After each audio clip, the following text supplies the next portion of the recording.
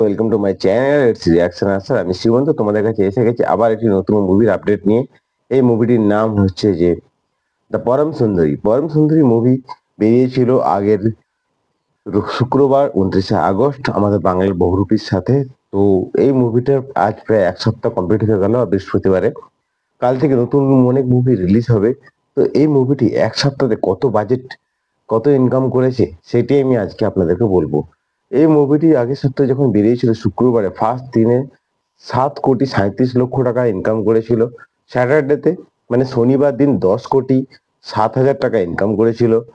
এবং রবিবার যেটা পিক পয়েন্ট থাকে প্রত্যেকটা সিনেমার ক্ষেত্রে, সেখানে কামিয়েছিল 11,40,000 টাকা।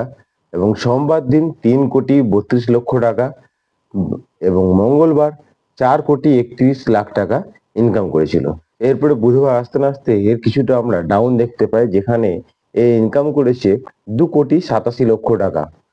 তো বুধবার পর্যন্ত এর টোটাল ইনকাম ছিল 98 লাখ, মানে 98 লাখ টাকা।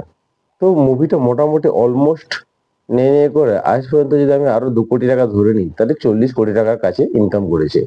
তো এই মুভিটা যেখানে সিদ্ধার্থ জাহ্নবী কাপুর একটি লিড রোলে অভিনয় করেছিল, সেই মুভিটি এখনো এক সপ্তাহে মাত্র 40 লক্ষ টাকা ইনকাম করেছে।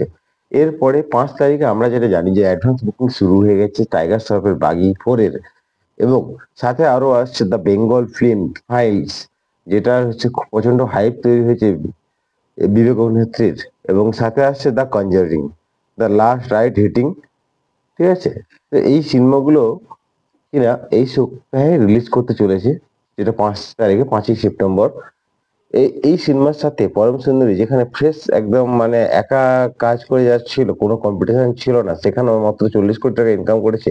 তো এবার যখন বড় বাজেটের আরো সিনেমাগুলো রিলিজ হচ্ছে, Baaghi 4, the Bengal files and the Conjuring, যে 3টে মুভি, এই 3টে মুভি কিন্তু সিকুয়াল মুভি আছে, সবগুলো যথেষ্ট ভালো ভালো মুভি এবং প্রত্যেকটার কিন্তু যথেষ্ট হাই স্কেল আছে এবং প্রত্যেকটা কিন্তু দর্শকদের কাছে টানবে।